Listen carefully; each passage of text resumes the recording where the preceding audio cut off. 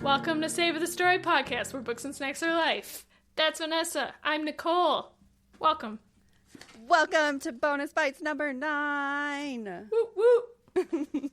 We are in book 2 of the Unmarked series. I think that's what it's called, the Unmarked series. This book is called The Unbound Witch by Miranda Lynn. Also, I think I haven't told you this, or I don't know if you've seen this, but there is a book 3, but it's a novella, like it's a special holiday novella that I was not planning on doing for this. So, can I tell you a story? Tell me. I accidentally bought it. You did? Yes, it's on my bookshelf. Do you want to give it to me? Do you want me to buy it from you? Okay. You don't have to buy it from me. I think it was like $3. I Okay. don't know. But I will just give it to you. Okay. I was planning on reading it, but not for this because and the only reason I say I'm going to take it from you is because I already know how you're going to feel about this series. And so you're not going to care about keeping it on your shelf.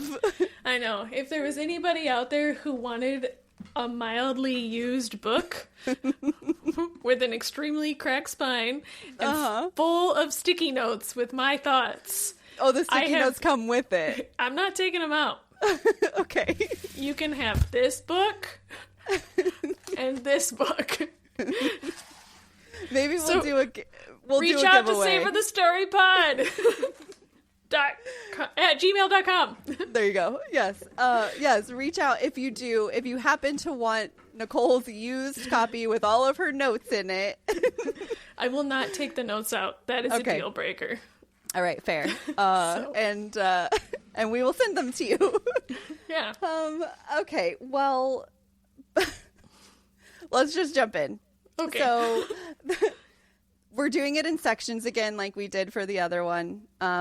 We're going to give it another go and see how it goes. Hopefully it's a little bit shorter than our 2-hour episode last time. But you know what? If you are looking for a deep dive, listen, if I was looking for a deep dive of an episode of a book that I enjoyed or even hate read, maybe, I would love 2 hours because that's a lot of cleaning that I could get done. Exactly. So, okay. So for this section, we read chapters 1 through 16. So got us through page 113. And it basically picks up right where book 1 left off. Not really a jump or anything. They ended up on the beach and we kind of start off right there. So I'm, like I told you before, and now listeners, you're going to know, I'm going to do things a little bit different. We're not doing chapter by chapter. We're not doing all the whatever. I wrote down some things. We're going to talk through those things. And then, Nicole, you can offer any of your extra tidbits. Okay? All right, cool, because I have some. Okay, great. So the first thing we're going to talk about, because it's the fucking elephant in the room, we're going to skip ahead to the part to where we find out that Gray and Bastian are the same fucking person. I had such validation. I don't know what it was, but as soon as I read that, I was like, fuck yeah, I knew it. I almost texted you. You did? I wrote down Nicole's theory was partly right. Because I feel like your theory was that they were two people, but Gray was secretly the king, right? Yeah. So I still feel like you get credit and you get points for them being the same fucking person. I had to reread it like 2 or 3 times, and I was like, did I read that right? Like, because my very first thought was we've seen them together, so your theory is out. You're like, fuck you guys. And then like 2 pages later, Kersey is like, we've seen you in the same room, and he explains. He's like, magic, bitch. Yeah. Right, exactly, basically. He explains that he has a power that allows him to do illusions. So that's why whenever they were in the same room together, Gray was always very, like, stoic and very just, like, I'm looking at everyone. He never really interacted with people when they were in the same room together.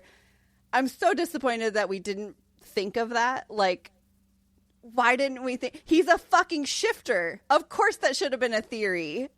Mm-hmm. Yeah. So with this revelation, some of the theories that I had early on were wrong because I was like, oh, this love triangle is going fucking hard because Gray and Raven in the beginning, the first fucking 13 chapters, whatever it was before we stopped, or before we got to that part, was like their chemistry was on point, their little banter was on point. He grabbed her face at one point and was like, the fake dating. I wrote down, ooh, fake dating, King is gonna be mad. Because like all of my theories was like, oh, the chemistry is going strong here. I should have known with how strong their chemistry was that it was the fucking King. Yeah, so not to toot my own horn or anything, but I also said, I don't think the King's really dead. Well, I said that at the end of the last episode. Did you? I thought you told me I was wrong, but maybe you're okay. You are selectively remembering because I was actually questioning myself. I will tell you right now because I was hard at the end of book 1. I was like, he's not dead. The power didn't work. Like, he blocked it and he sent them away, like, all of that stuff. Okay. And I was like, shit, was I wrong? Especially when her and Gray started getting closer. I was like, was I wrong? I actually looked in the back of the book. Like, I scrolled through the book and I was like, okay, he's alive. Cool. And I kept going. You went to the end of book 2? You peeked? I did not like that. I went like this and I was like, where's Bastian? And I saw a note between them and I was like, okay, he's alive. And then I stopped. I can't believe you did that. I had to know if I was super wrong because I was so adamant that he was alive that I was like, fuck, am I wrong? Yeah. Because there's no way he died. Right. No. There was no way. But I feel like I only remember that better than you because I literally just edited the episode like 2 days ago. So there we go. Yeah. Yes. So yes, knew he was alive for sure. Did not know that he was Gray. Yeah. So yeah, I didn't exactly call it, but no. Yeah, but like you said, as soon as the banter and the thing, I was like, my brain went to, is this where the love triangle starts? That's what I was thinking for sure. And I was like, man, ugh. Okay, fine. We get back and all of a sudden, like, the King is alive! And then, like, now we have a love triangle. Got it. Yep. That's where my brain was going. It's one of the first things I wrote down. Like, I think I wrote it down. Oh, I wrote it down in chapter 2. I said, ooh, some Raven and Gray tension. Is the triangle back since they think the King is dead? So chapter 2, I was already like in it.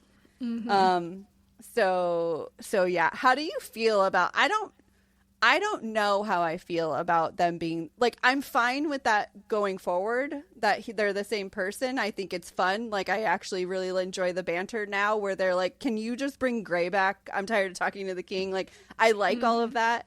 I don't know how I feel about the storytelling piece of it. Was like, he's been both of them the whole time, you know? Yeah, I mean, I don't know. I didn't really have any strong, like, when I saw it, I was like, yeah, okay, whatever. Though I do wonder, and we haven't got there, but in my mind, I was like, are they going to have sex? Like, as are they going to have sex as Gray? I think so. Like, I think, Percy even jokes about it, right? Maybe, I don't know. Kersey jokes with him about it at the, like, when they're on the ship. She's like, she's only happy that you're both of them because she gets to fuck Gray. And he was like, he just laughed it off. Or that she says that she gets to fuck both of you, I think is what she says. And so, and he didn't seem mad about it. So she's got a 2-for-1. Yeah, I wonder what Gray's secret sex move is. If the King's is the icicle, right? we'll see what happens with Gray. We'll Yeah. see.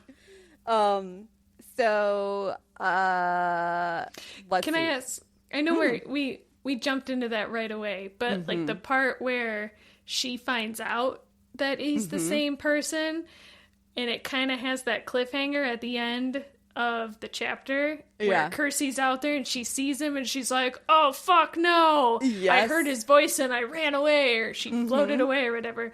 Who did you think that was before you turned the page to the new chapter? Did you have a... No, I thought it was the king. Did you? I thought it was Nikos. Did you? Yes. Only because she says something about his voice being like that deep voice or something like that. Okay. And that was the only reason I thought that. I gotcha. Yeah, so I read it and I must have not caught that because I immediately was like, "Oh, is this Nikos?" It was Nikos? Yeah, like, is Nikos there? So, let me see if I can find this. Oh, yeah. So, she says that voice, that awful familiar voice. Oh, no, she doesn't say that he's... I don't know why I thought that it was... You just automatically knew? I feel like yes, because maybe it was wishful thinking. Because it makes more sense that he would be there than Nikos, maybe. I don't know. Yeah. But that's who I thought it was. Like you said, it doesn't make sense that it would have been Nikos, but in my brain I was like, Nikos is back to make trouble. But that would be dumb because there's no magic. Right, So, exactly. What's little Nikos gonna do? He's not gonna do shit. So jumping to one of my other ones, though, it's kind of in this same conversation, is she forgives him so fast. I think it's funny that even Kersey calls out, like, you could have lasted longer than 2 hours. Right. So I have a sticking in here somewhere, and I was like, how long until she forgives him? It was 4 pages. It was immediate, yes. So literally 4 pages. Yep. I was more pissed that there was the illusion of her being mad for 4 pages. Like, pick a lane.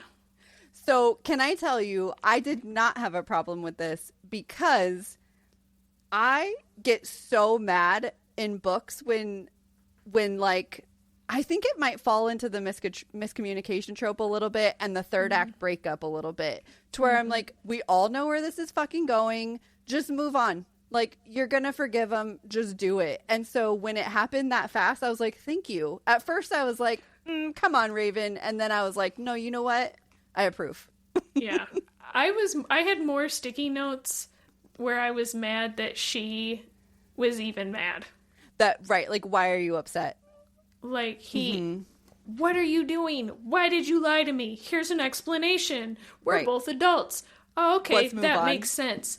And then she gets really mad and storms away. Like, she takes off running through the woods on 2 legs that are so bad that she needs help being carried in, like, a page later. Right. Like, come on. Yeah. That's how she hurt them so bad, is she was running away.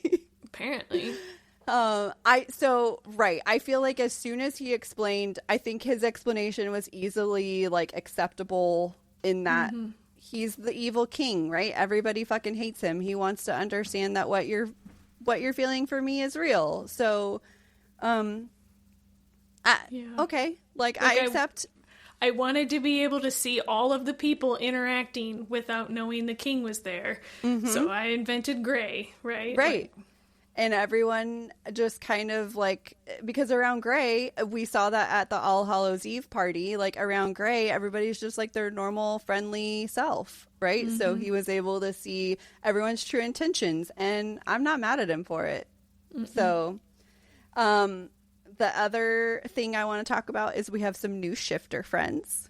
We have Atlas and Tor, and I love them both. Yeah, they're the best 2 characters in the whole book. I love that Atlas calls Kersey Ghosty.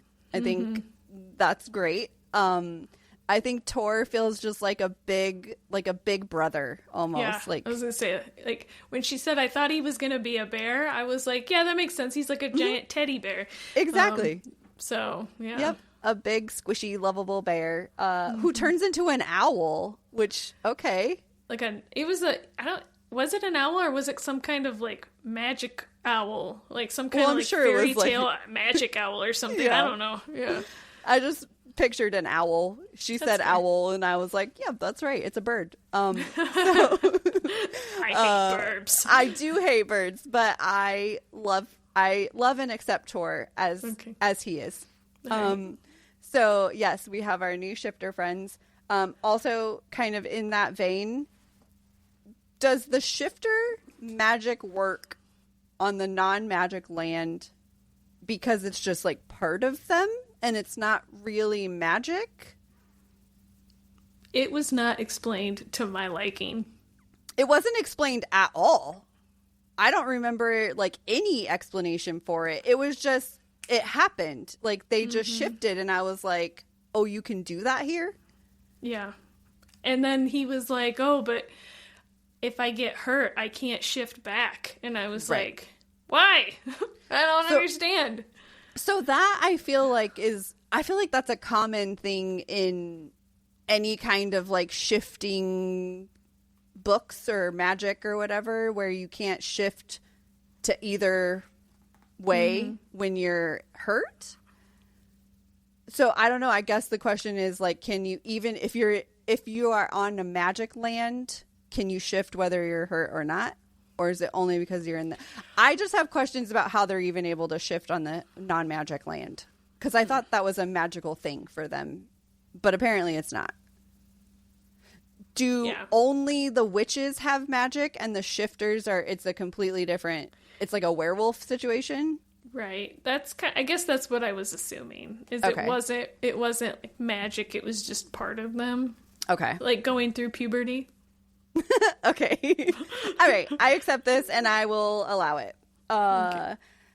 Okay. Another thing I have to tell you or to talk to you about is we now have a reason why she said that she's always like weak within. Because I remember, so in book 1, you had a very big problem with her always being like, I'm so weak or whatever. So we do find out in this section that it's always been super weak for her. Like it did not feel the same as it does now.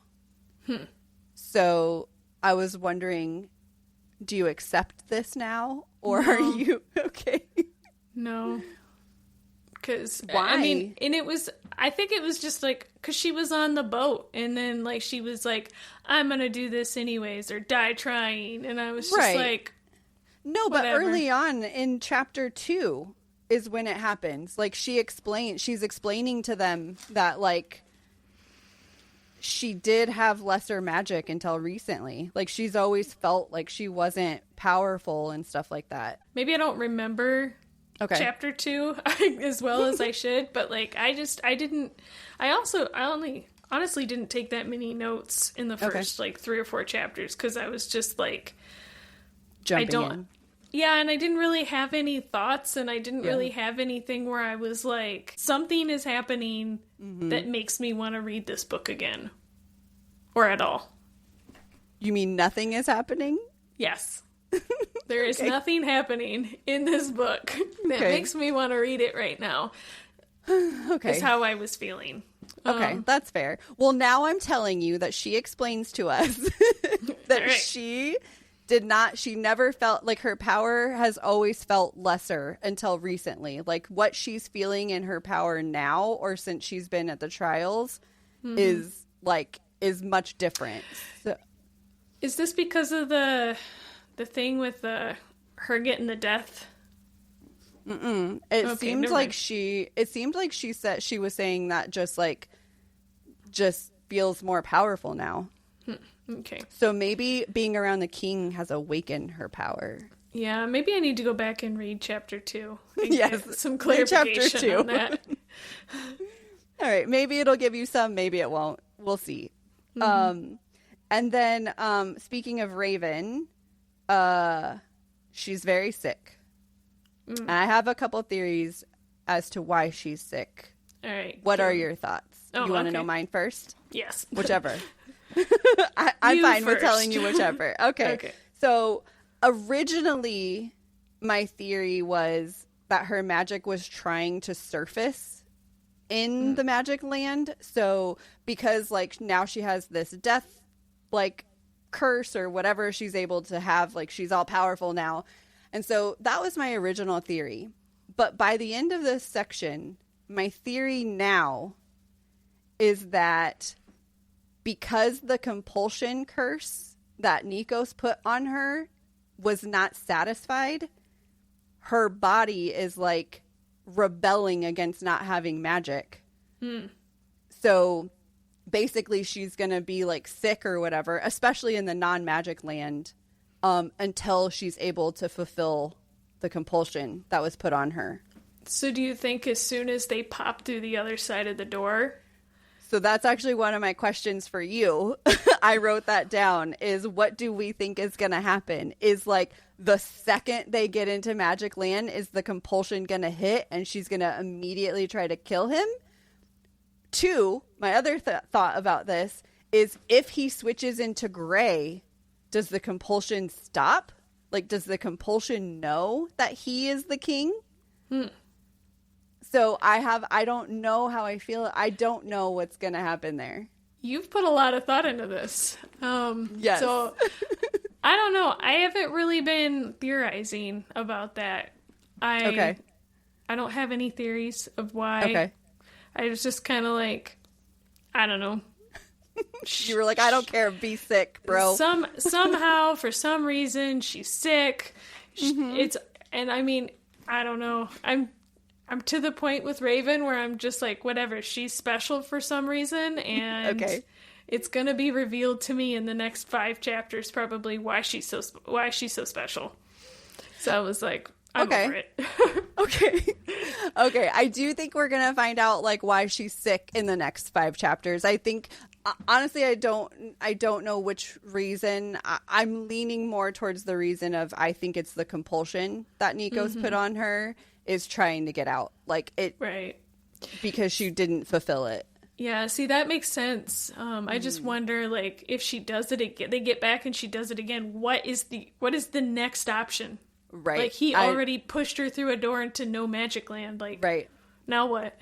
Right. Well, that's what I'm wondering. Does the compulsion know that Gray is Bastion? So does he just live as Gray now from forever until they can like figure it out? I don't know. So I really do think, because at the end of book 1 I said that I thought the compulsion was cut because she cast the spell, but the fact that he didn't die, I think now, because at the end of book 1 I was like, oh, she cast the spell, so that did what Nikos told her to do. But I think Nikos specifically said until the job is done. So I think that keeps it going, which means I think now I'm taking back my theory from the end of book 1 and now saying the compulsion was not complete because he is still alive. Yep, I'm going to go with that theory too. Okay, great. I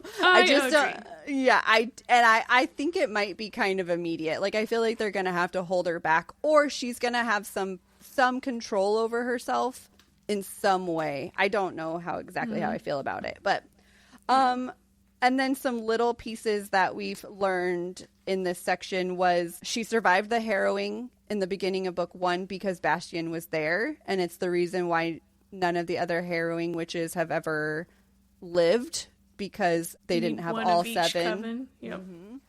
And then also we learned within that, with the harrowing, it's not random, that it's very specific to which witch it's going to target within each family line, which fucking crazy. That Mossbrook witch is a bitch. She's fucking terrible. Yeah. So knowing that, and Raven knows that, and I'm sidetracking a little bit. Yes, please.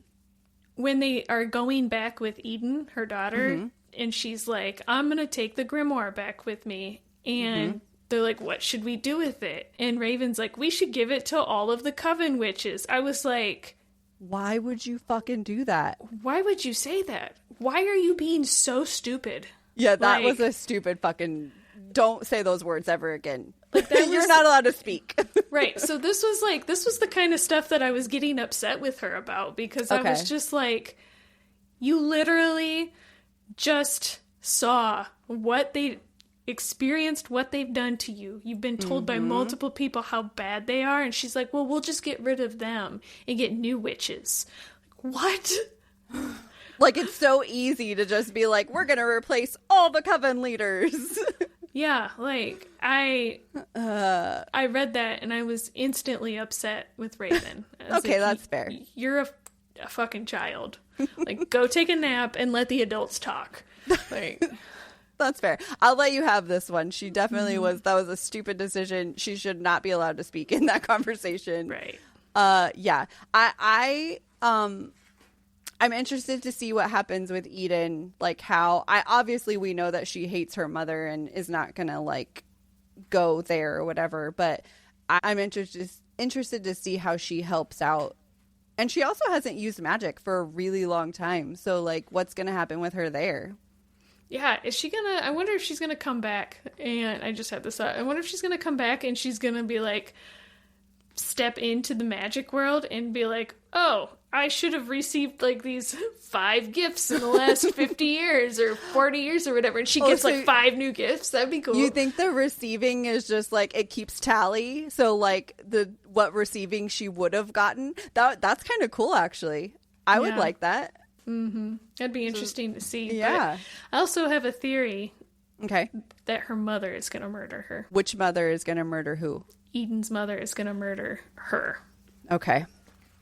I think there's going to be a battle, and Eden's not going to make it. Eden's going to face off to save Raven or the king, and her mother's going to kill her. Yeah, I could see that for sure. Well, I mean, the king's been working this whole time to keep her protected, right? He's been putting shifters on her on rotation to go protect her and like all that stuff. So I feel like she would definitely do whatever it takes to protect him and or Raven, because we're going to find out something about Raven that's going to make her protectable. You know, like muy importante. Muy importante. Yes. So yeah, I think I like that theory. I would say you're probably right that Eden's not going to make it to the end for sure. And then the last thing I have is that we do find out that the thrashings that have been happening are all because of the coven leaders, and that Bastian has been trying to do whatever he can to stop them, and hasn't been able to. Oh, I guess I do have one more thing, and it's not a like big topic, but on page 81, it's when they're in the lake of love. She's basically trying to jump him, and he says, we can't. And I feel like can't is a weird word to use. Like, he didn't say we shouldn't. He didn't say, and I feel like I'm just looking way too into it, but when he said the words, we can't, I was like, why can't we? What are you doing here, Mr. Bastian? I thought all of the lies were out. Yeah. I don't know. That's weird. I just wanted to point that out just in case something comes of it later. I want to be like, aha! Guess what? Exactly. Because I love being right. And if it's wrong, I'll cut this part out. All right. Fine. I'm just kidding. I'll leave it in. But that's all I have for section 1. Tell me anything I missed that you have. Okay. So let me get started. All right. So I know that we said in this area, in the non-magic section, witches don't have power. Right. Fucking Miranda better explain why they have witch hunters who hate witches when you literally cannot be a witch. Well, okay, so because I don't think that the people know that it's a non-magic land. If that's the answer, I'm going to be really upset. I don't think we're going to get an answer. I don't think so either. And that makes me really upset because what's the whole thing with the fucking Seeker? I don't know. There's something about him. I feel like he's probably a witch in some way or something. Right. Like, yeah. And he's the evil one who's been working with Eden's mother to like... Yes. Something's happened to him in the magic land, to him or his family, and now he hates witches, and so now he's in the non-magic land. 1, because he doesn't want to be in the magic land, and 2, because he wants to get rid of anyone who even remotely thinks that they have powers. Yeah, maybe. Like you said, I don't think we're gonna get a good explanation. We're not gonna get an explanation unless, like we said, the Seeker ends up being somebody who's ends up having like an important part. Mm-hmm.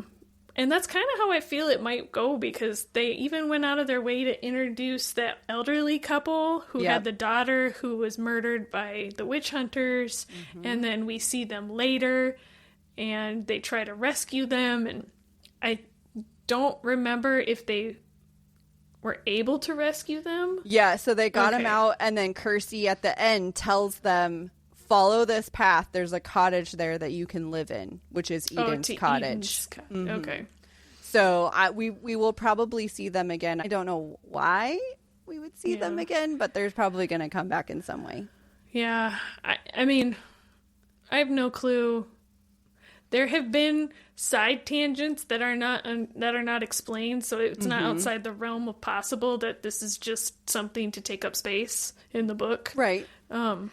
But he doesn't he feel like a big enough character though, with like his black eyes? Yeah. With his black eyes and stuff, that he's gonna be a part of it. Yeah, but not the couple. I don't think we'll see I don't think we'll see them again. But I do think we'll see the Seeker again.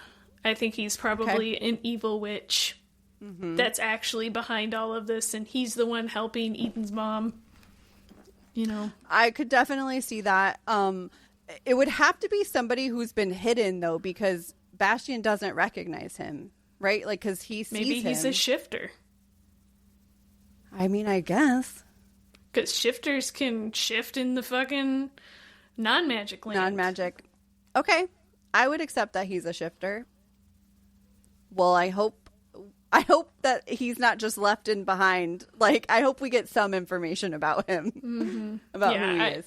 Yeah, it was when they were like, oh, yes, we hate witches here. I was like, but why? Yeah, right. That makes sense.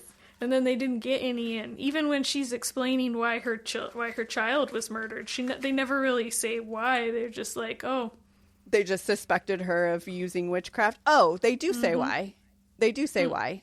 It's because because of the concoction when her dad got sick. Oh, yeah. Like, that's why. But, like... Yeah. But why are witches... why is witch hating a thing? Minus if we're just calling this, like, oh, it's the 1500s. Right. That's what I took it as. So, here's my other problem with that. Okay. If we're calling this, like, a 1500s knockoff, stop using modern language. No. I don't think it's a knockoff. Like, I don't think that they're saying that it's like a back in the day time. I think we're present day. I just think that they live, like, that town is a town that doesn't like witches, or that, like, is like it was back in the day. Yeah, I don't know. I don't like it. It's flimsy. I don't agree with you.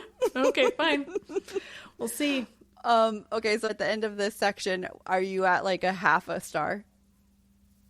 I don't know. Are you at no stars? I didn't put any stars in the back of the book. Oh yeah, I did. I have a half star for the shifters. Okay, for Atlas and Tor. Mm-hmm. Okay. I would even be willing to give them each a half a star. Okay. Great, we're at 1. I think I'm at 4. Aw, nice. Yeah. But just Raven's sheer stupidity. That's fair. Is ruining this book for me. All right, so part 2 that we read chapter 17 through 32. Wait, what? And did you not read? What did you read to? I read to chapter 32. Oh. I did not read through chapter 32. Oh, no. Hold on. What page is it on? What page does... 32 starts at 237. No, finishes. Finishes on 2. Oh. Nicole, I sent you the page numbers. Did you? I feel like you just said read 133 pages, and I got to 32, and I was like, that math's about right. Look at the screenshot that I sent you. I think it says pages... It should say pages 114 through 247. Okay. I'm going to look right now. Okay. Fact check. Okay. Does it say it? No. It's okay. It's okay. I just won't talk about chapter 32. Also, I read chapter 33. Oh, so, shit. I just won't talk about that one. And, 32, we're going to have to talk about it. I'm sorry. Okay, I accept this. Okay. All right. So I'm going to do kind of the same way I did it for the last part is I'll just give you kind of like what I wrote down as like our big things. We can talk through those, and then we'll talk through any other like big things that you have or little thoughts that you have. Okay. Okay. First, we'll start again with the big thing. We're going to start with everything Nikos. Mm-hmm. So 1, he's old as fuck. Yeah. 2, he's Eden's father. Yes. 3, he's been making Raven forget things. Mm-hmm. And 4, he's dead. Yes. He gone. He gone. Now, I can't remember. I was going to go look in the first book, but didn't she say in the first book that, like, why they might not have had sex? Or did she say that they had sex? No, I don't think they ever did have sex. I thought that she said that maybe she just said that they had, like, gotten close or fooled around or something, because I don't... Yeah. Because I feel like them being... I hope he did not have sex with her. I feel like what I remember is that they were newly, like, trying to be a couple, right? Mm-hmm. And I feel like I remember that they hadn't got there yet. Okay. That she was still trying to accept him as more than, like, just her friend. All right. Right? Like... Yeah, maybe. Maybe. I don't know. I'm not willing to go back through the Unmarked Witch and try to figure that out. Okay. Maybe I'll try to do it in the next week. Yes. I'll figure it out for you. Oh. Yeah, I don't think that they did, but it definitely is much weirder if they did. Yes. That was the only thing during when that whole thing and he's having all his revelations. I was like, yeah. I was skimming it at that point because in the back of my mind, I'm like, you needed to know. I could have swore they had sex. Like, and so the only reason I was reading it is because I was like, well, surely if they had sex, Kirsty would have been like, do you want sex with 100-year-old? Like, she for sure would have. I feel like Kirsty would not have let that go. Mm-hmm. Like, it would have happened for sure. I don't know how I feel about the whole him being old as fuck thing, and it feels very convenient. Yeah. I don't know. She did a good job keeping it a secret that he was old, and the fact that, like, you had no hint so that he was old and he was Eden's husband or whatever. I don't think I ever... Even though I know Sebastian explained his thought process behind that, even... You still calling him Sebastian? What is it, Bastion? Bastion. I don't give a fuck, it's Sebastian. Okay. I read it as Sebastian now. All right. Gray, Bastion, sure. the king. I think in my notes I even wrote Sebastian. Anyway. Okay. Yeah,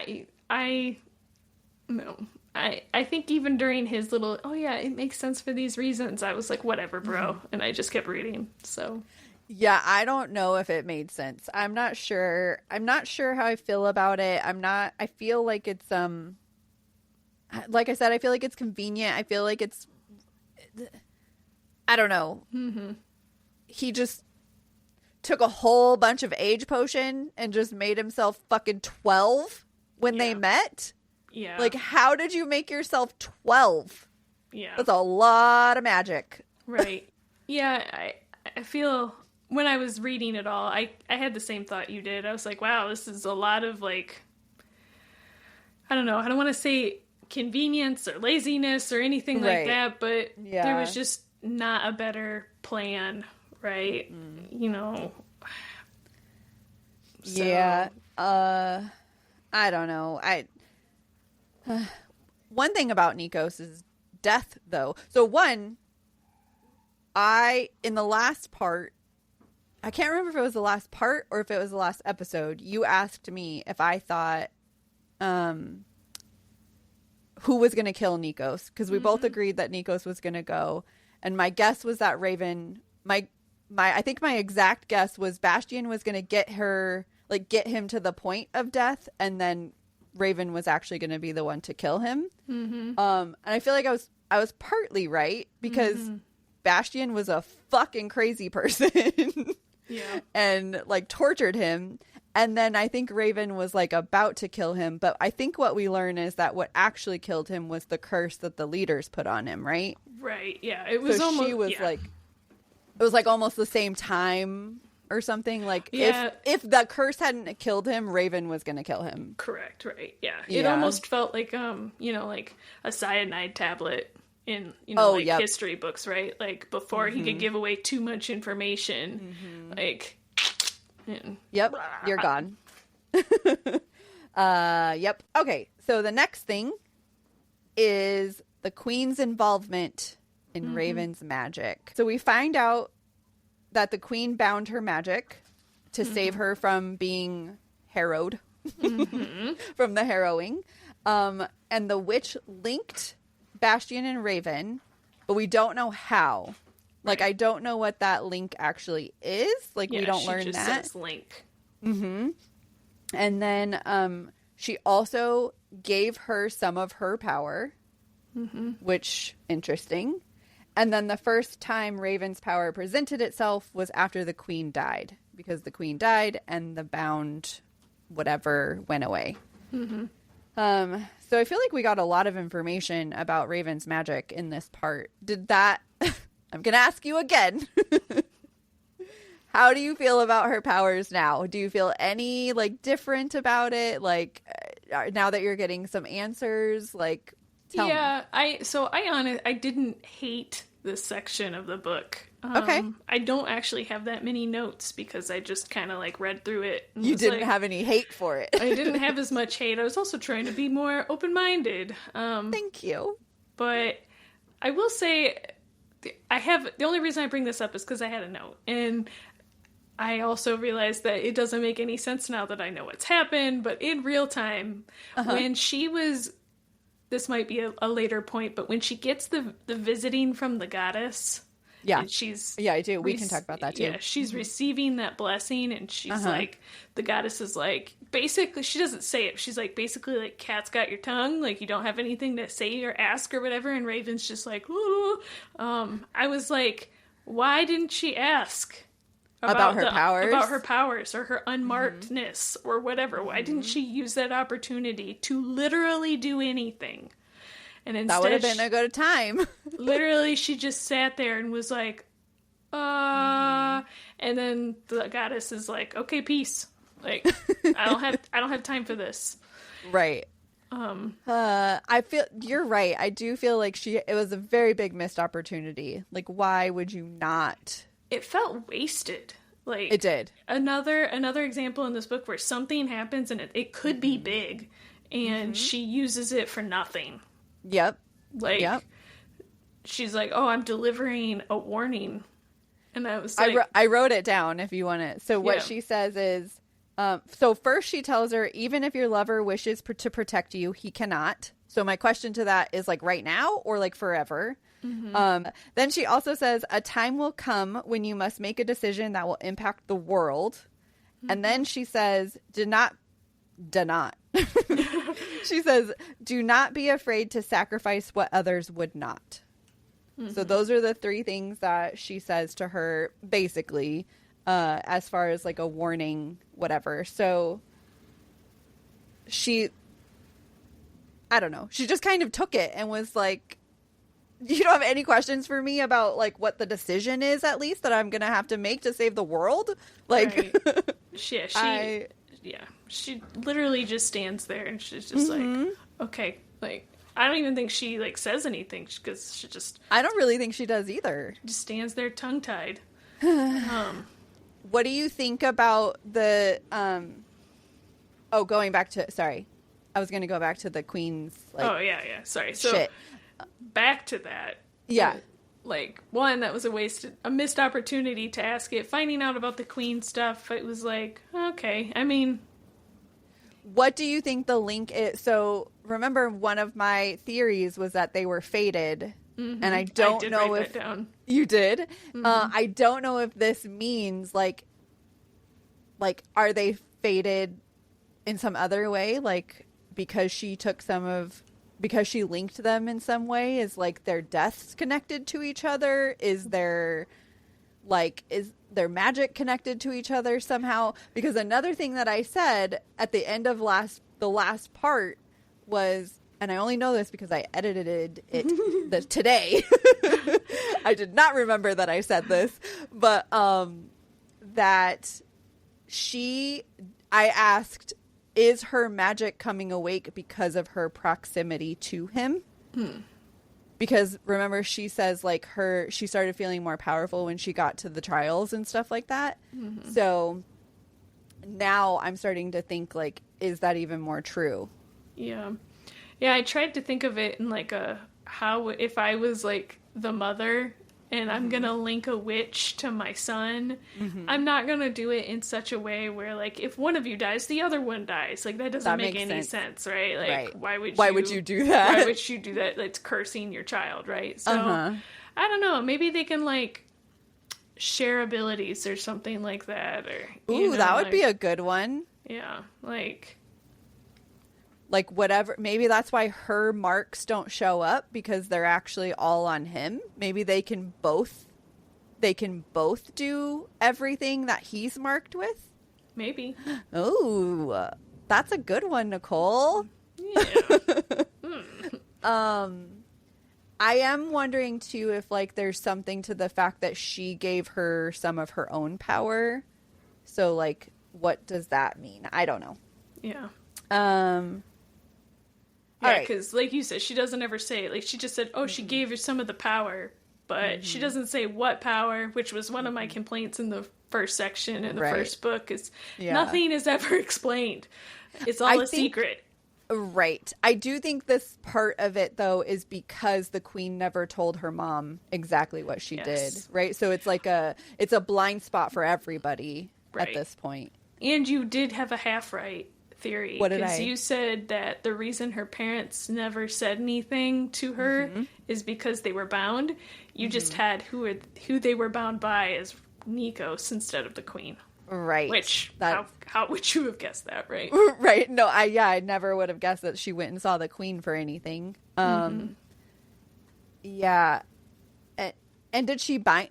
She basically just didn't give them the information, right? So they just didn't have the information to share. Right. So she didn't tell her what she did, but she also, I think, kept her from being able to tell her husband that she went there. You're right. Yeah. Yes. And then, but even if that's the case, they said that as soon as she died, that binding went away. Should have, yep. Or lessened or something. Like, you should have had that conversation.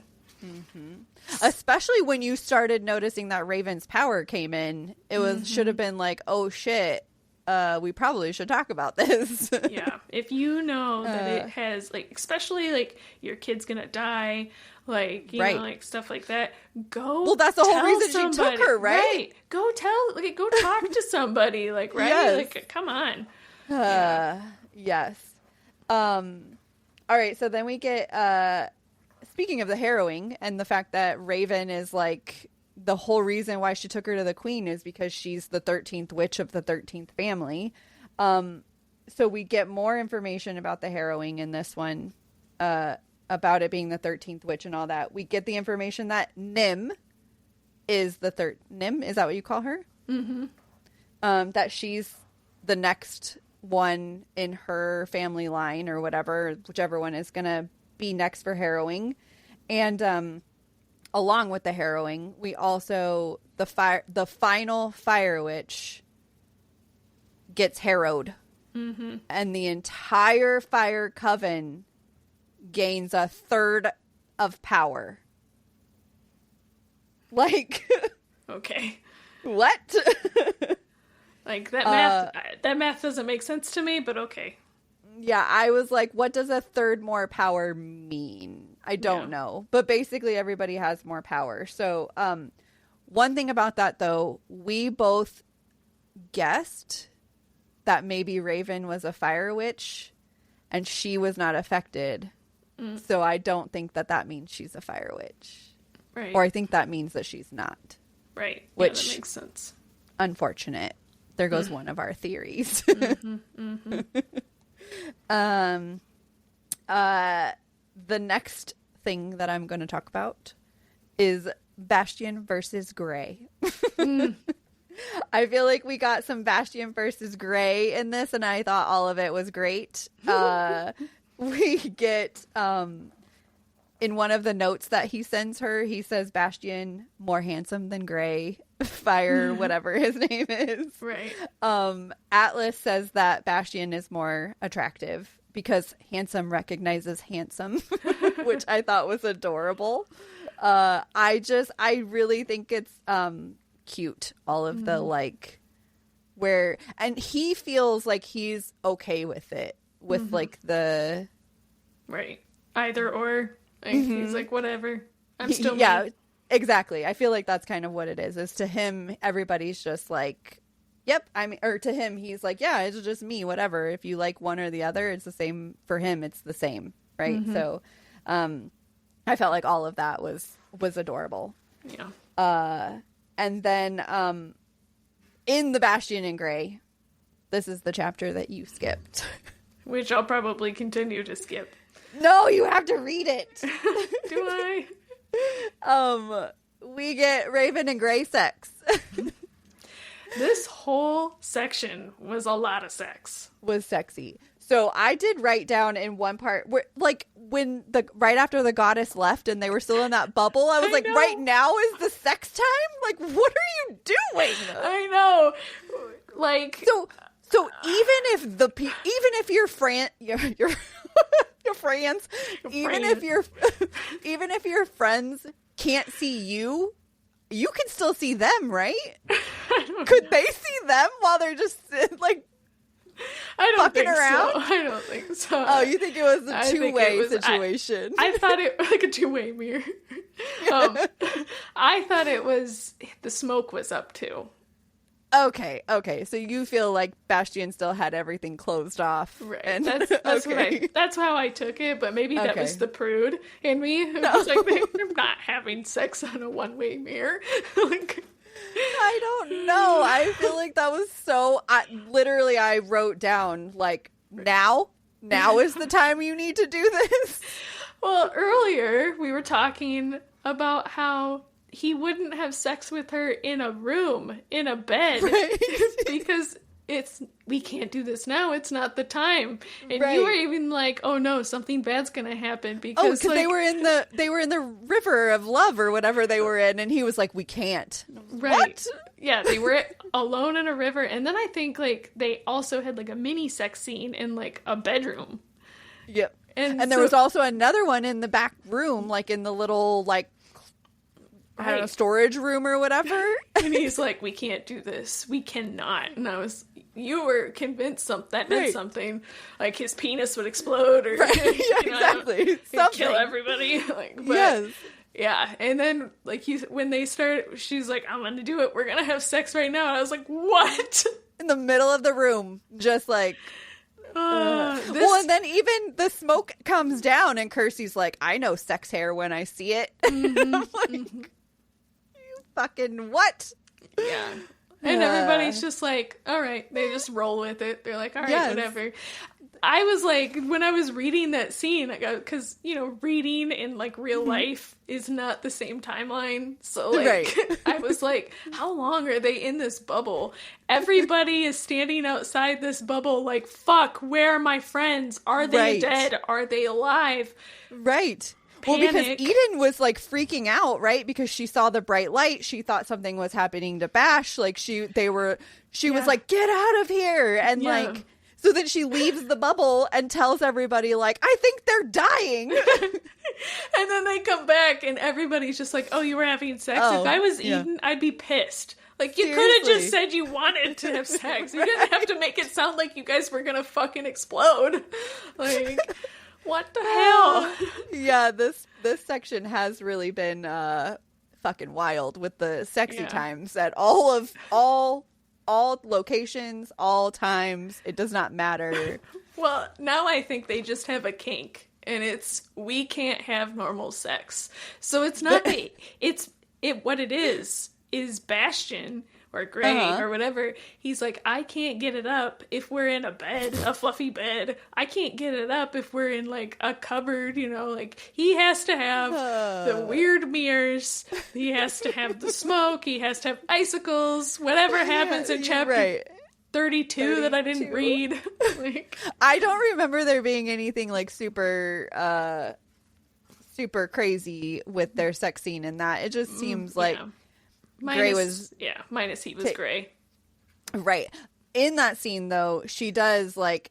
I think it starts as Gray. He switches to Bash at one point and then asks her, like, who do you want me to be? And she says, after some thought, it's not, like, immediate. She's not like, oh, my God, Gray! After some thought, she's like, you know what? I think I would like to try Gray. And so he's like, cool. And he changes and then they go and do their thing. So do they have the same penis? I don't know. Yes. My guess is going to be yes, but I don't know. Penis change. We have to write Maybe the we'll author. find out. Yes. Tell me all the ins and outs of what you think happens when he changes into Gray. Yes, I did like that part. Okay, so the last thing I'm going to tell you or talk to you about is the last big thing I'm going to talk to you about is the grimoires and Raven still being sick. So we still don't know what's going on with Raven's headaches and stuff like that. Like all of the theories that we had basically led to nothing. And the grimoires are now speaking to her. So that's okay. Is that 32? So I won't lie. Yes. Okay, yeah, I was gonna say I won't lie. I think it was, I don't know if it was 30 or 31, but there is also the Kersey Nim sex scene, and I think I got to that point. That. Yeah, I was just like, okay, I just want to know what happens, and I'm happy for Kersey that she's with her, and me too. Like I read it, but I was just kind of like quick flipping, just like, all right, they're still having sex. So yep. I kind of did the same thing with I did the same thing for sure with Kersey and Nim. Only I think it was because like it followed another, I think, a sex scene with Bash and Raven, and then we went straight into that with Nim and Kersey, and then right after that we get I guess we get sex scene, we get murder, and then we get sex scene with Kersey and Nim. But then we immediately go into Gray and Raven. And I was like, everybody's just having sex all over the place? Like, yeah. So, I don't know. So I will also say that because I'm pretty sure I didn't realize there was a sex scene before that one either. Because once I got to the sex scenes, I was like, okay. Yeah, and it's not that I don't enjoy a good old-fashioned sex scene. Right. But my bad. I waited until yesterday to read this book. So it was like 8:30 and I got to the sex scene, the first sex scene, and I was like, I don't have time to do this. And so then I don't care about this. I read a little bit, and then there was another sex scene, and I was like, I don't have time to fucking do this. And then I got to chapter 32, and I was like, I think I stop here. And I think I even read like one more page, and I was like, I don't need this. Like, I'm gonna go to bed. I have to go to work tomorrow. Okay, that's fair. So, all right. Well, yes, the little piece. I'll just say, 32. There's a little piece in there where it seems the grimoires are like talking to Raven. She can feel them, like saying words. No, just like vibes. Like she can feel where. Help me, maybe. Help me. No. She can feel where they are. Like they're talking to her in that kind of way. Like their magic is calling to her. And so now we find out at the end of that chapter that she knows where all the grimoires are. Because she can, like, something opened for her and she can now feel all of them. After they had sex? I don't think it was sex related. I honestly think what happened is she came into contact with another grimoire, and I think now that she's in contact with more and more, I think it's starting to, like, the magic is like connecting to her. She's the only one that can combine them. It's probably going to be something like that for sure. All right. I only have one complaint that I want to tell you about. Okay. If Kersey calls Nim her golden witch one more fucking time, I might cut Kersey. She said her golden witch like 37 times. Yeah. And that was really annoying. Mm-hmm. Mm-hmm. Oh, I have one. I have two more things to tell you. I'm sorry. Right. My second thing is Bash has become too perfect and too supportive. Like, there's nothing morally gray about him anymore. Yeah. Like, he's literally just, like, the most supportive. A teddy bear. I will rip anybody's arms off for you. Like. Yep. Mm-hmm. And he's like, I just don't think he's not really morally gray anymore. I think he's just moral. Mm-hmm. And then the last one, I want Eden's cleaning magic. Yes. That was awesome. Right now. Yes. That's all. Mm-hmm. Do you have... I'm pretty sure I voiced most of my complaints. As we were talking through other things. I just... I did have one thought. When they're trying to keep Nim from being, like, harrowed or whatever, and they're, like, going through all this work and putting her in this, like, going to all these people, and they have to, like, pledge, to keep her alive, and they die or whatever. I was like, why don't they just send her to those old people in the Unmagic land? Yeah, just send her there until you figure shit out. Right, like, just... We've already established that Bastion can open a door, like, just fucking just walk straight through the door. They know you're a fucking witch. They are obviously fine with witches because their daughter. Right, exactly. Why that would have been the... Yeah. Why are more people dying? Do you think it had anything to do with the fact that she's got the familiars with her? Maybe, but she could have taken them with them. Yeah, I mean, but I just felt like that whole thing of them doing all of this work and people dying and, like, all that stuff just for them to just be like, all right, it's done. Like, they broke in, they killed these people. Now just come out and you're just with us now. Right. And let's go have sex. Right.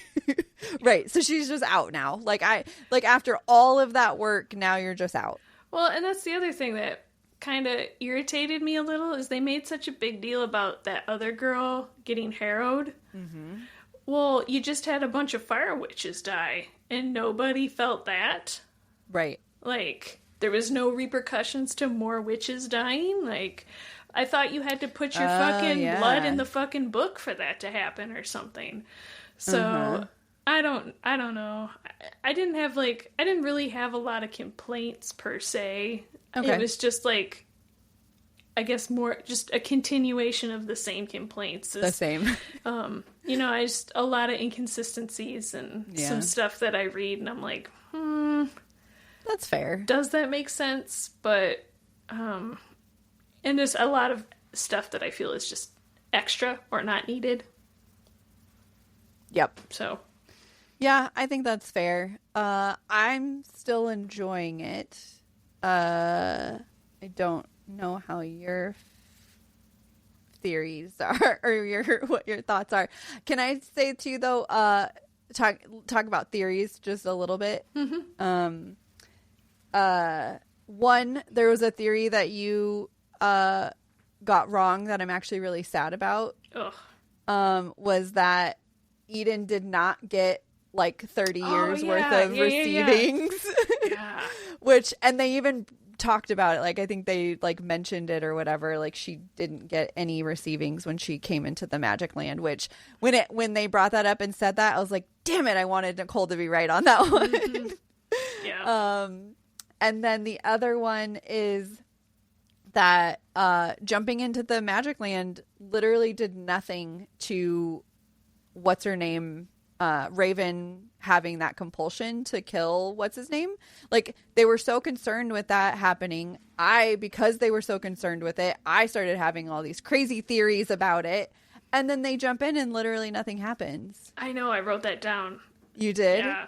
And now Nikos is dead, so the compulsion has to be gone, right? Right. If it was there, it's definitely gone now. But yeah. I had a sticky note, and I did say something along the lines of, I'm not sure why they made such a huge deal about keeping that a secret from Raven. Mm-hmm. Like, when it led to nothing. When she like literally got up and she was like, "Okay, let's get to work." Yeah, she's like, "Why is everybody being weird? Why are you looking at me weird?" Yeah, it just felt like a way to build suspense, maybe. Yeah. I wonder now, the only thing I can think of is, unless they actually tell us what happened later, the only thing I can think of is that my original theory was right, and as soon as she cast the magic, it broke the compulsion, whether it killed him or not, as soon as she cast it. So that's my new, I'm going back to my original theory, erasing my last one. Yeah. And maybe maybe we'll find out why. Yeah. Maybe it has something to do with their connection too. Unknown. Well, maybe she can't kill him. Anyway. Yeah. Mm-hmm. Well, I think I'm still ending off this section at a 4. It hasn't gone down for me yet. What did I say last time? You were at a 1, and it's only because you gave a half star to Atlas and a half star to Tor. Well, they still have their half stars. Okay. Eden can have no more a half stars star. Have been given. Eden can have for one. her cleaning magic. She can have a whole star for her cleaning magic. Okay, great. And then 2 stars. You're at 2. I'm at 2. I don't want to give too many. I don't want to give too many stars. I know.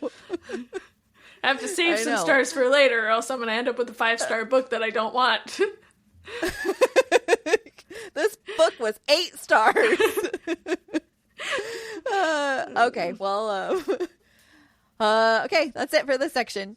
Okay, so jumping into the part 3, we did chapter 33 through 48. So I'm going to give you some of the like big things, and then we're going to maybe have some theories for the finale of this book. But okay, so the first big thing is everything with the grimoires. So, one, they're speaking to her like for reals. Mm-hmm. The grimoires were born of a deadly curse until broken 7 times. The grimoires hate the magic that was used to like break them or whatever. Raven is bonded to the grimoires because they were on the book pedestal when the queen split her magic, which I have questions about. Mm-hmm. But basically this part was very like grimoire heavy, I think. Mm-hmm. So, okay, first things first.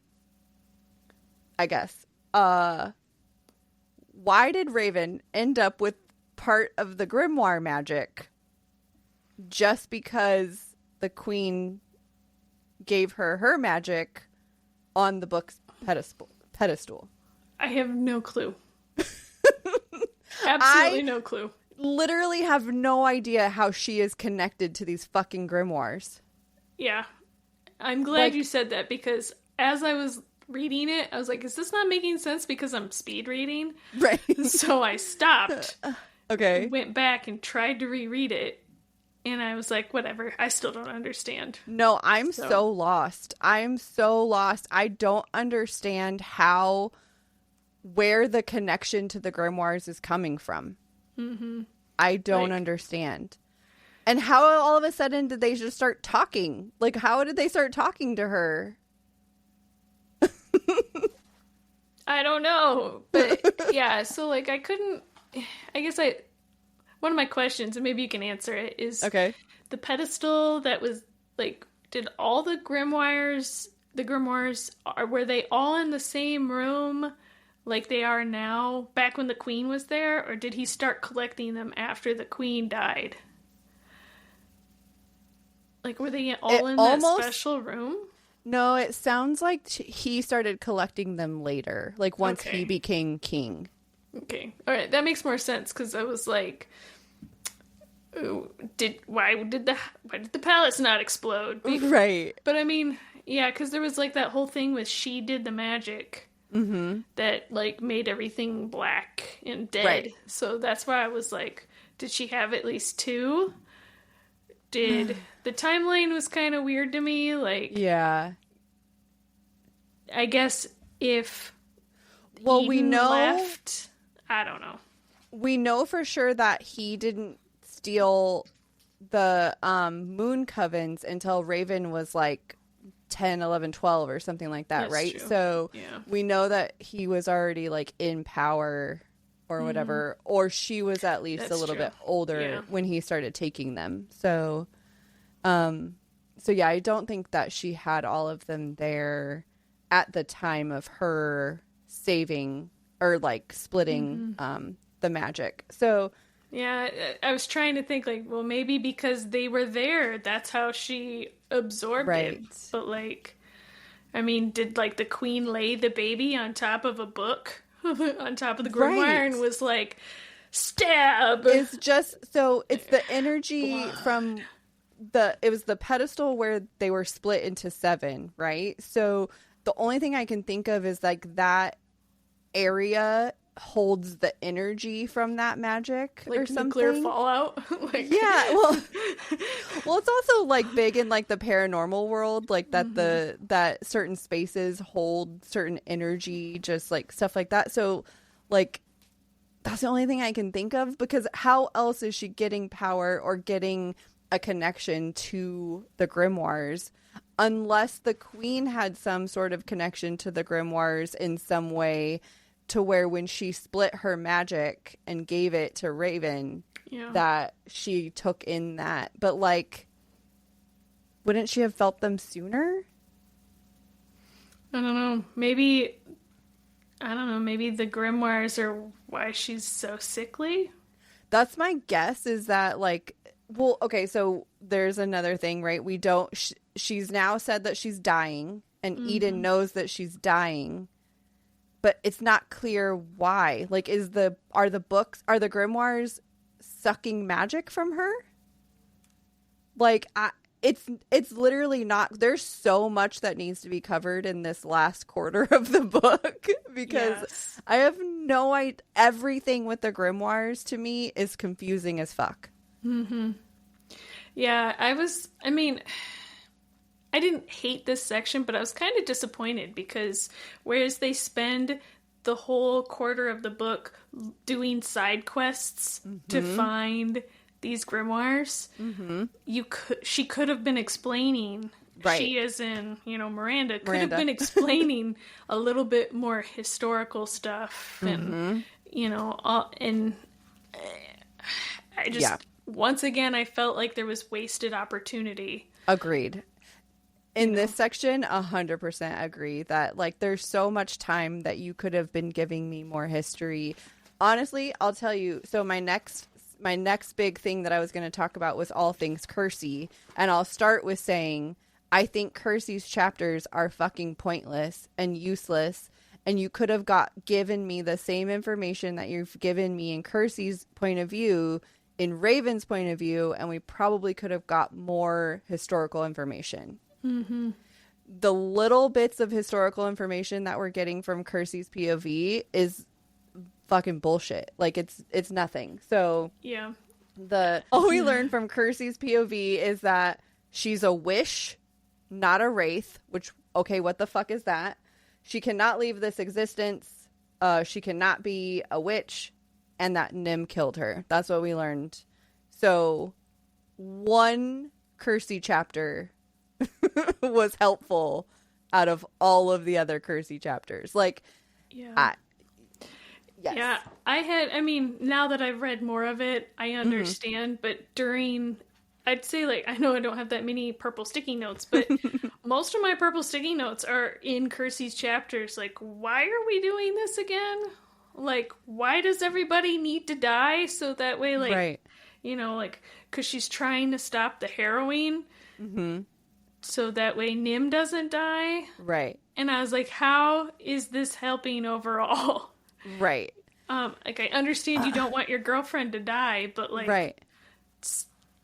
Help with the grimoires.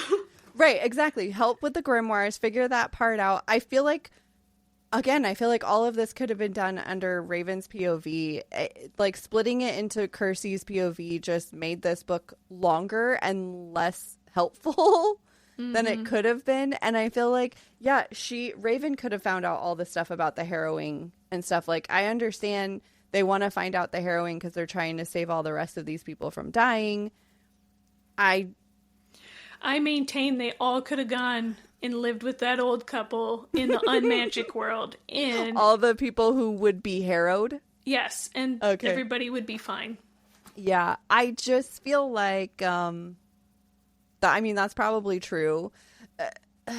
I mean, it makes as much sense as anything else in this book. That's very true. I feel like it's almost like they're... So, okay, my thought is, like, not coming to me fully because I'm all over the place with how I feel about the harrowing part of it. Because, like, I guess I understand that they're trying to stop the harrowing because they're trying to stop the leaders from gaining more power, right? Because after every harrowing, they're going to gain more and more power.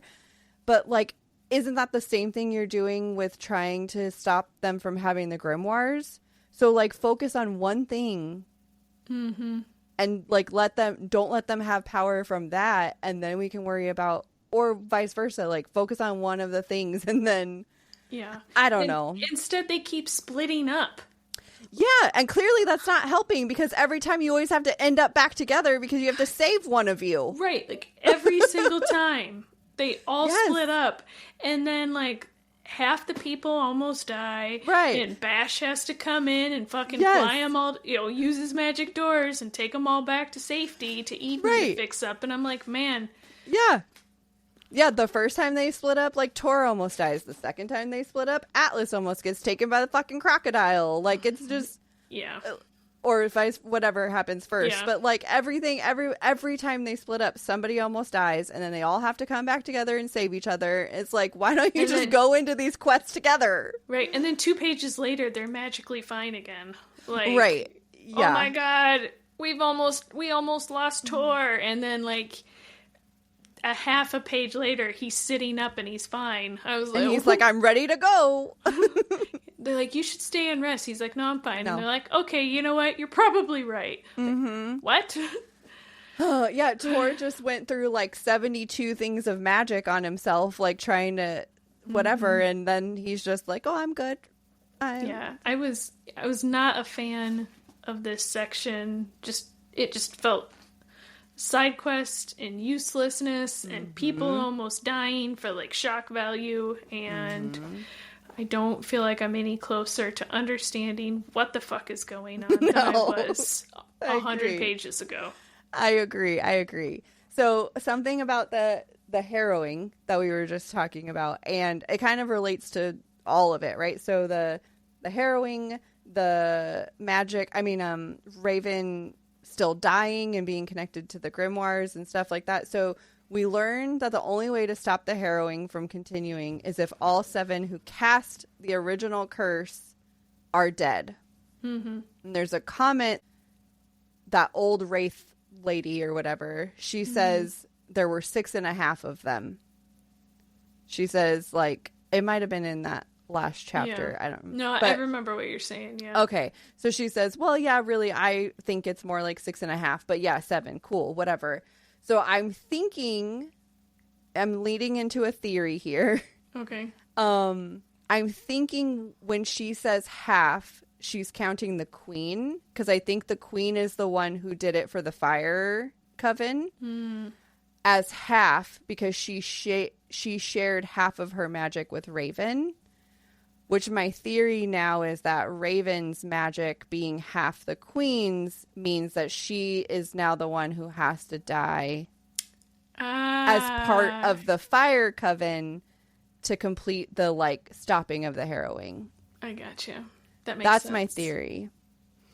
Just pop her, just do the death spell on yourself, pop her into the fucking unmagic world, and everything will be fine. I don't know. Right. They're gonna find a way to make it not happen, right? They're gonna find a way to either to where she can die and come back, or like something like that. But that's my running theory now, is that she is the representative now of the fire coven doing the harrowing curse, because she took half of the queen's magic. That makes sense. So I don't think that has anything to do with the reason why she's sick and that she's dying. I think that is solely to do with the grimoires. But still, there's so many things going on with her that what? Yeah. And again, we're also lying. Like, she doesn't want Bash to know that she's dying. Mm-hmm. So maybe he could help you. Yeah. I mean, what is that getting you? Yeah. Like, oh, he might leave me behind.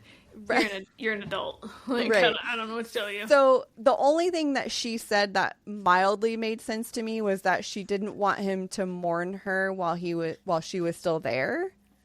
I don't think those were her exact words, but essentially like I don't want you to be sad while I'm still here.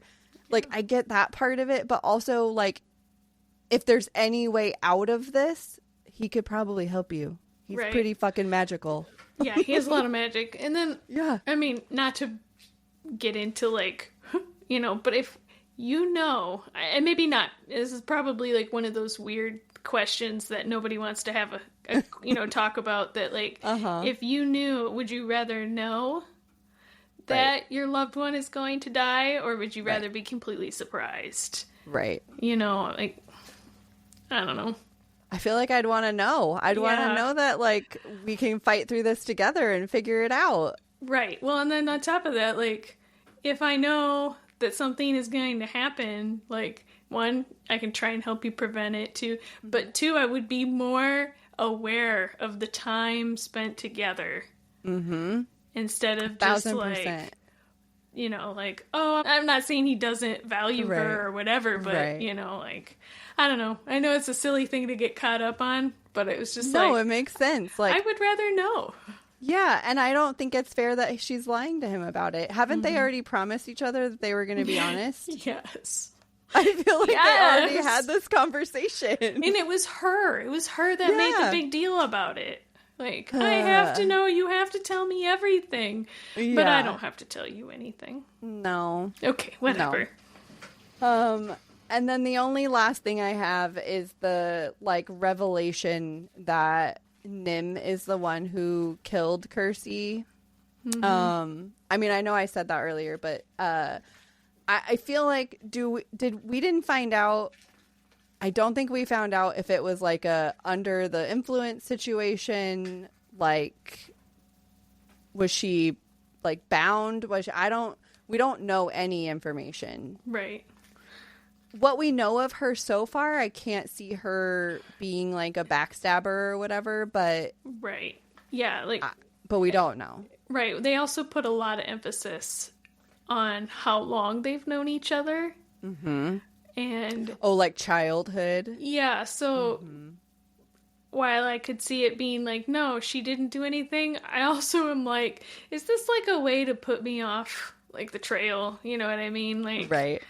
You keep emphasizing how long you guys have known each other, and, I've loved you since we were 7, you know, like, is this suspicious? Yeah. I feel like it could be, right? It could be, like, a situation where they're, like, childhood loves, and then, ah ha ha! Yeah. But I mean, she already did that with Nikos, so right. It would. Yeah, it would be I hope weird. It's not with Nim too. Yeah, I don't know.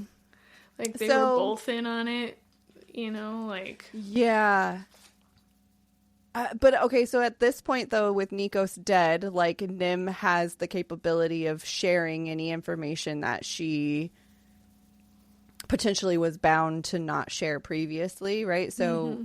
Yeah, unless somebody else. Yeah, unless somebody else has or compelled her. Maybe Nikos compelled her to do it before, you know. So, yeah, I'm I don't know. I will be honest with you and tell you this section took my rating down to a 3.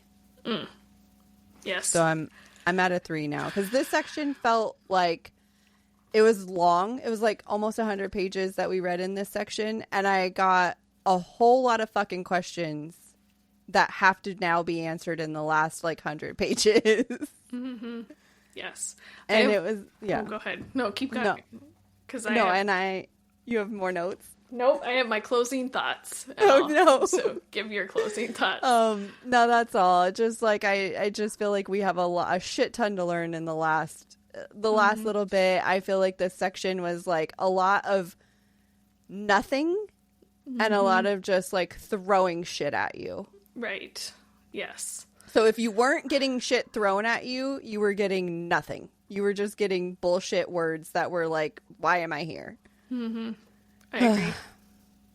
What was my last closing comment is a quote from from Bastian. Okay. Bastian rubbed his hand down his face. Does this just never end? And I wrote, same, Bash, same. Never have you felt more connected. Yes. As soon as he said that, I was like, yes. Okay. Same vibes. We're throwing. All right. I'm stepping in what you're throwing down. I got you. Do you have any final theories for the end of the book? They're all gonna die. Everybody dies, but it's then somehow brought back. I don't know. I have no theories. I didn't really put a lot. I mean, obviously, like I told you, I read through this pretty quick last night. But I didn't really put a lot of thought into it either because it's just this section. There was just nothing. To me, there was nothing to help me make more theories. Right. So. Yeah, the only thing this section gave me was the theory about her having to be like the surrogate fire coven person for the harrowing cast. Yes. That's the only thing that this section really gave me. Other than that, I have more questions than I did before this section. So great. All right, well, next week we will close out this episode or this book and see what the fuck we learn. All right.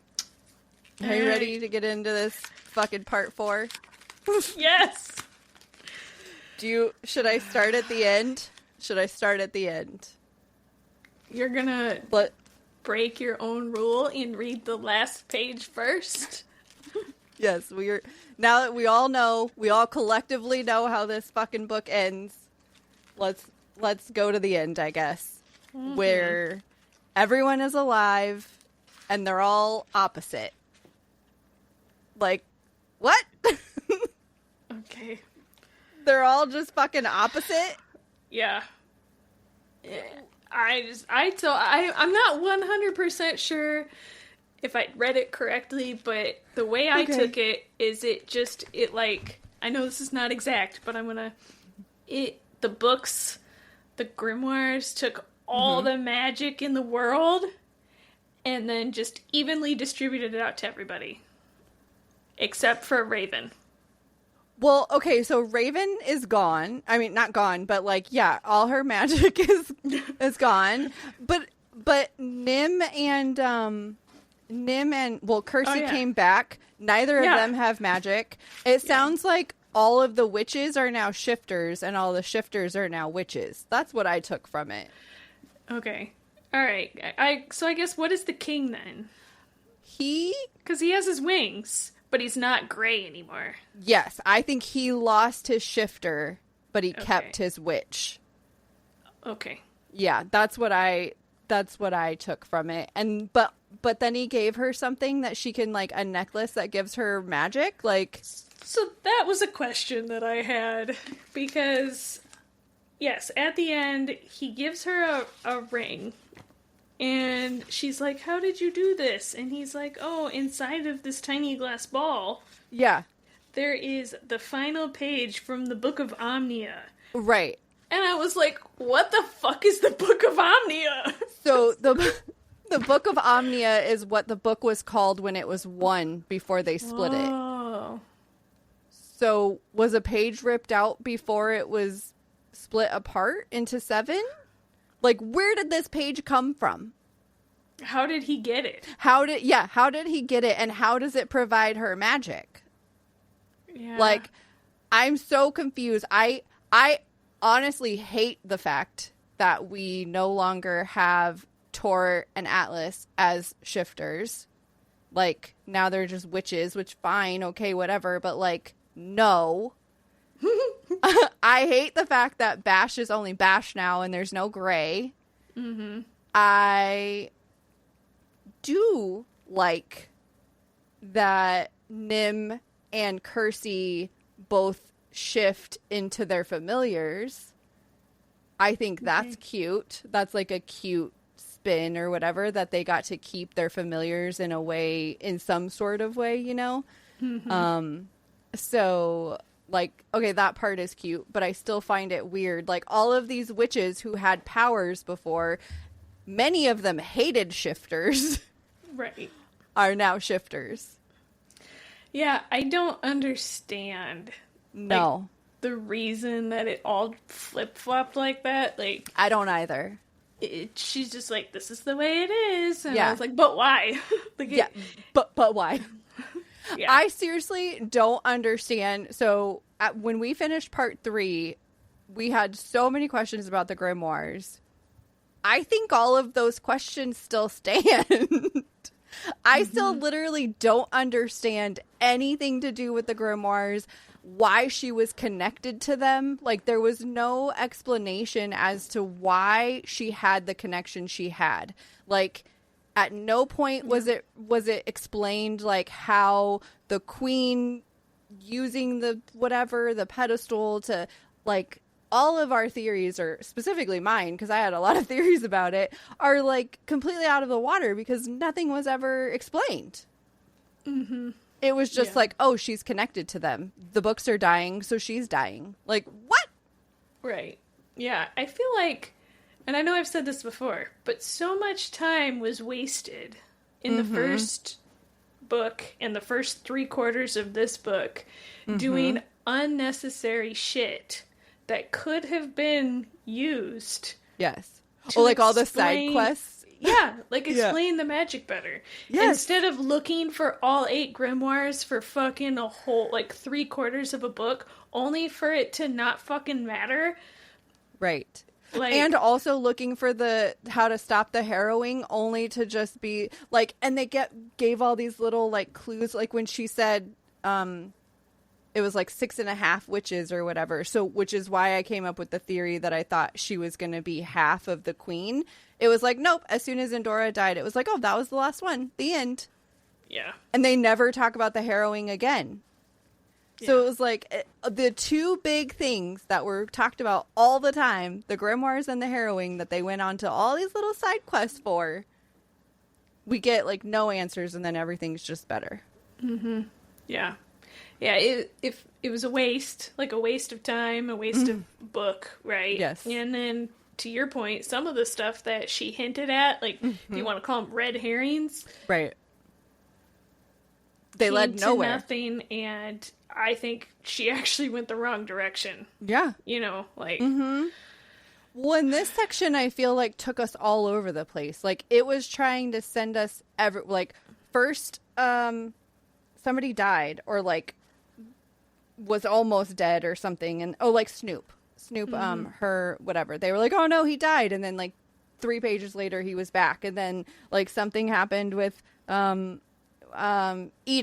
And they were like, oh, no, just kidding. Like, she's still here. It was, like, it was, like, look over here, look over there, look over there. Dude, look at this. And then it was like, oh, everything's fine. Everyone's back. Everything's okay. Yeah. And then way to throw at the end of the book, oh, Nim is actually the one that killed you. Right. Why would you put that in the last 100 pages? So, right. And then I feel like Kersey was so mad about it.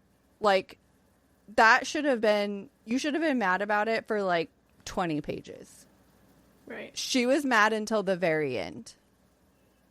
And that felt weird to me because she forgave Raven like super fast with like all the stuff, whatever. Like I don't know. Yeah. That was I don't know. Well, it was just, I mean, to your point in the last section, most of it, I felt like Kersey's stuff was not value add. No. Like, I don't know. Oh, and then we kept getting like thrown with, we find out that Kersey is probably here because Nim also made a wish. So like, if she just fulfilled that wish, then she'd probably go back. But I feel like there was so much back and forth with that. Again, back to Kersey's chapters being fucking pointless, is like we went back and forth with that storyline so much that it was just like, okay, guys, at some point you just have to fucking make a decision of what she is and how does she get out of this? And don't wait until the last 100 pages to do it. No. Like, you had to crush, like, if you were going to have her stay mad for a long time, at least make it legitimate and prolong it out, right? Right. Don't, I hate you, and then make it intense and try and crush it into the last 100 pages, because then she just looks flippant, right? She's just like, yes. I'm really, really mad at you, and then I'm over it really fast. Because I only have 100 pages to be mad. That's right. There was also the fact that, like, Willow showed up again and again. They let her go, and I was like, what the fuck are you like, just kill her. I knew it meant that she was going to come back at the very end, because why else would they let her go in that one part? But like, what? So the most frustrating thing, well, one of the most frustrating things with Willow is not only did you know after the second time they let her go that she was going to come back a third time, right? But she has no character development through any of these 2 books. No. She's a very minor player. Yes. And then all of a sudden she's the hero at the end. Right. And the missing, if you want to call it the missing piece to like break the spell. And I'm like, this is stupid. Yes, that was fucking dumb.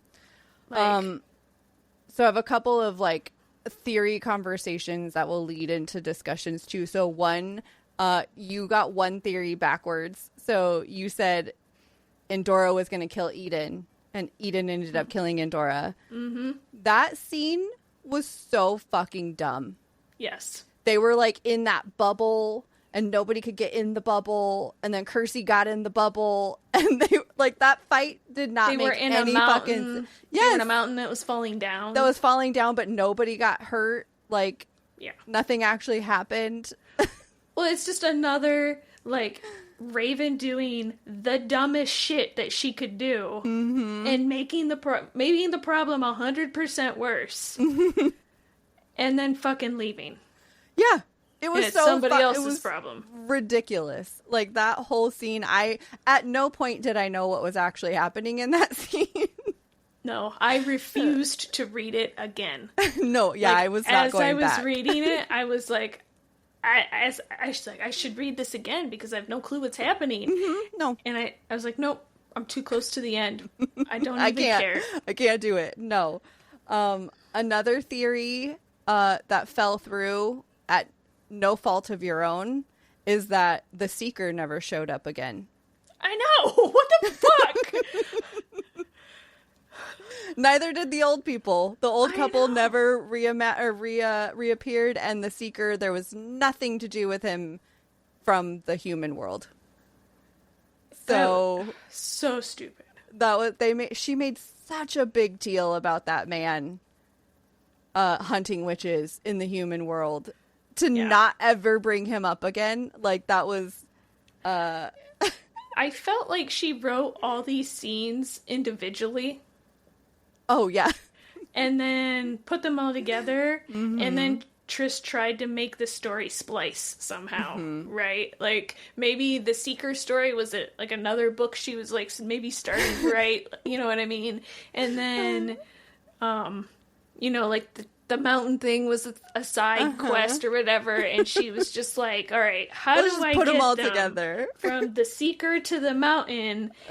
What do I do with the Seeker? I don't know. I'll just not talk about him anymore.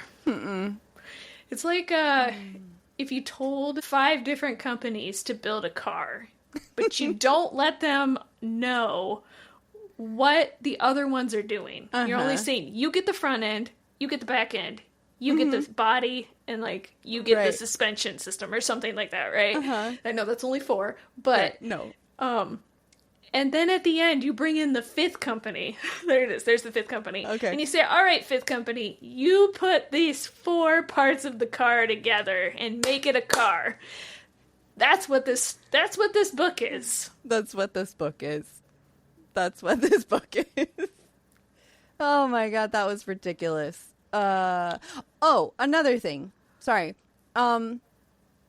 It really started to piss me off when they were in, like, a massive battle or whatever, and you literally have a witch who has the death spell, and she was like, I'm not gonna use it.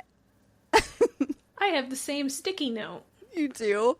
Yes. I said, what's the reason? Like, this could be over so fast. She does give a reason a little bit later, but I do not accept this reason. Well, she says, I don't want it to, like, eat my soul or something like that. You know, she's like, I don't want it to become me, something that defines me. But then, like, Tor comes over and he's like, there. Right. That's not who you are. And she's like, you know what, Tor, you're right. You're right. And then she unleashes hell. Right. Like, I think that's the only scene where I was like, all right, I can get behind this. And this whole section was when she, like, unleashes the storm of hell upon all of the people she's fighting. And I was like, finally, we get some fucking magic and some, like, actual, like, cool fighting going on. Right. And she's really just explaining, she's like, and then you die, and then you die, and then you die, and then you die. Yes. But before that, she's, like, explaining how, like, fucking Bash, who has no powers anymore. Oh, yeah, at this part, right. Bare fucking knuckle fighting these people with a knife. Right. Fighting witches. And she's, like, watching him do it. Right. You stupid bitch. Right. You have the death spell. Like, don't you care about Bash at all? Right. Like, that was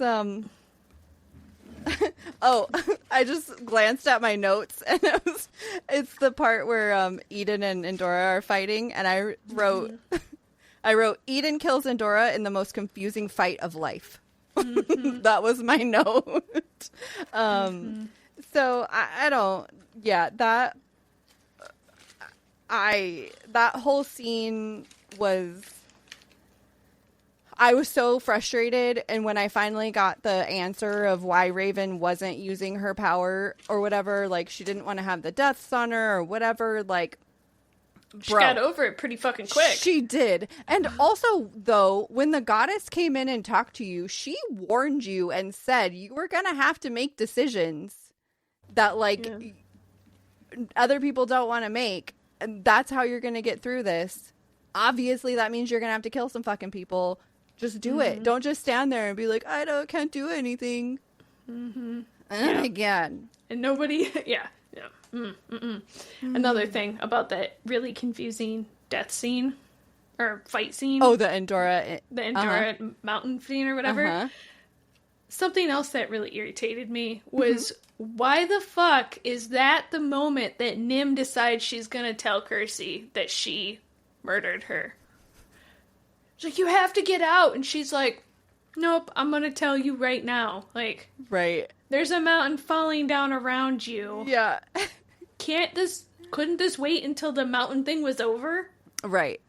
Like, Kersey's not gonna die. She's a witch. Or she's a fucking... wish. A wish. A wish. Yeah, I don't really remember it very well, but was it just because, like, she knew that Kersey knew, so then, like, she was needing to get it off her chest before something happens? Like, I guess. She's like, I'm not leaving. Like, Kersey's like, you need to leave. And she's like, I'm not leaving until I tell you this. And she's like, you will die if you don't leave. And she's like, you won't leave unless I leave. Kersey's a wish. She doesn't give a... I mean, she's not gonna fucking die. No, she's not. The mountain could literally fall on her and she will not die. Also, I have another question. Maybe you can clear this up. During the mountain scene, when they're all fighting, where the fuck are the grimoires? Didn't they say Andorra has 2 of the grimoires in the mountain with her? I think she had 2. Didn't somebody take one? Even if she only had 1, didn't they say don't cast around the grimoires? You can cast around 1, but not more than 1. Okay, maybe I thought she had a couple grimoires, so, like, while all this fighting is happening, I'm like, so we're ignoring the grimoires? No. But maybe Kersey took one. Yeah, Actually, now that you say that, I think she did. She did, because they said they were scared when the first person cast, because they weren't sure if Kersey got far enough away. Oh, yes. And they yes, and then she did end up getting far enough away. So, everything with the fucking grimoires was confusing. Yeah. So, yes. Honestly, I think that's all of the notes that I have for this section. Like, well, I have one more note, and it was more of like I'm so fucking tired of this shit. Let me see. It's at the beginning of chapter 50, and she's just destroyed the grimoire. They've just destroyed the grimoire, annihilated the Fire Coven's magic. And then she's like, I need to go check on my parents. And remember, she's fucking dead. Well, her parents are dead, but Bash is like, hey, we should stay together because, it's really dangerous. And she turns around and she's like, I don't have to fucking listen to anything you have to say. You're not my king. Like, back to that shit. And I was like, please do not tell me. Yeah. Please do not tell me that we're back to this shit where she's just like, you don't control me. And I was like, oh my god, no. I can't do this. She did have a little moment of just, like, rebellion where she's like, I'm gonna do what I want. Right. And it's like, but Endora literally just flattened the entire Moon Coven. And you're just like, oh, I'm just gonna go, I just gotta go check on my parents. Like, yeah. Bro, everything is gone. Like, I'm not saying you don't go do that, but, like, do it with your group. Again, we're in a part where we're trying to split apart where somebody dies when you split apart. Right. I was actually confused by that a little bit because I thought when she said all that to him, right, she was like, whatever, I'm going to go do this. And Kersey's like, I'll go with you. I thought that just the 2 of them went. And then she sees her mom or dad, whoever she sees second. And then all of a sudden, Bash is there and he's like, oh, I'm so sorry. And he, like, comforts her. And I was like, where did you come from? I thought you didn't go. Yeah. And for somebody who, like, who she recognizes just lost all his magic and, blah, blah, blah. She's just like, don't she care. has no sympathy, no, like... Oh, my goodness. Well, I don't know. That's... For a series or a duology that had so much potential, this book fell so flat. Yeah. Like, there were so many things, like, all the theories that we had at the end of book 1, I think could have made book 2, like, really cool. Like, if you would just answered all of the things that we were asking. Yeah. It felt like she was just, I don't know, trying to tell a story and wasn't really concerned about the story. Yeah, agreed. Well, I don't know if we're there already, but I was going to just tell you what my final rating was. Do it. I think I'm going with 2.5, but I'm rounding down to 2. I am at 1 point something, but I rounded to 2. Okay, so we ended in the same place. We just started at a different location. Yeah, I do feel like I could probably just go solid 2 and not even... I don't know. I don't know why I'm feeling like I should give it a 2.5. But at this point, I think it's a solid 2 is probably right. Right. So I have no qualms giving it a 2. And one of the reasons that this is, I would even be okay giving it a 1. Because I don't normally rate DNFs. I don't give them star ratings. Right. But if this was a book that I had picked up on your own, I would not have finished it. Well, to be fair, I wouldn't have even started it. You wouldn't have started because of book 1. Yeah. Yeah.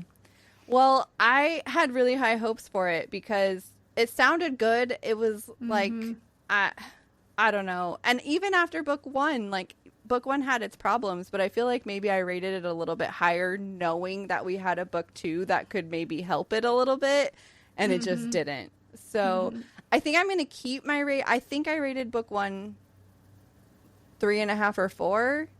I think I'm going to keep it because it still had potential. I still enjoyed it, but book 2 just...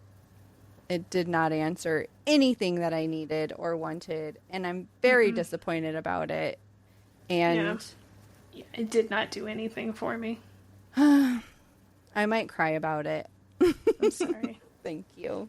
It is a book that should cause you to cry. Yes. One day I shall pick a good Bonus Bites book. The next one day. Maybe. Well, I don't promise. The next round of Bonus Bites books, I know are technically my pick, but I stole them from you. You did steal them from me. So if they turn out great, you can claim them as your win. Okay. If they turn out terrible, you can blame it on me. Okay. I love this plan.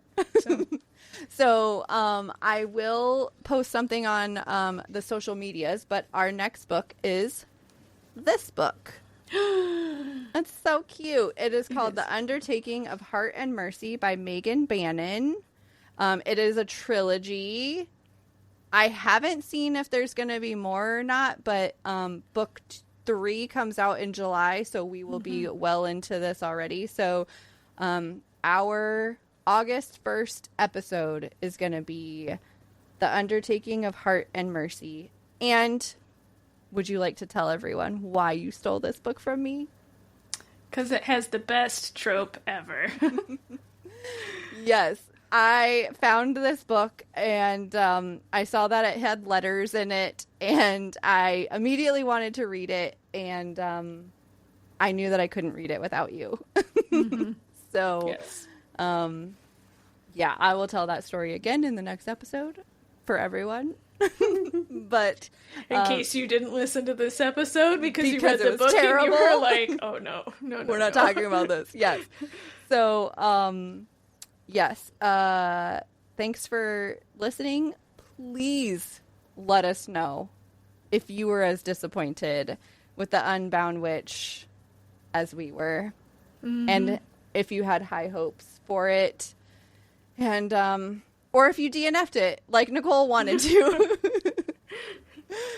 Please let us know. We need to know if you had the same feelings, or if you think that we're just stupid and we missed all of the things that all of the points. It was all explained. We just skimmed it. Yeah, we just did not catch it. Let us know. That's it. I'm actually really glad that this one is over. Yes. Thank you for listening to us. Please go out and give us thumbs up and likes and follows and subscribes and all the things. Support us, please. We want your love. And Savor the Story Pod everywhere. Go see us. That's all. Goodbye. Bye. Get out of here.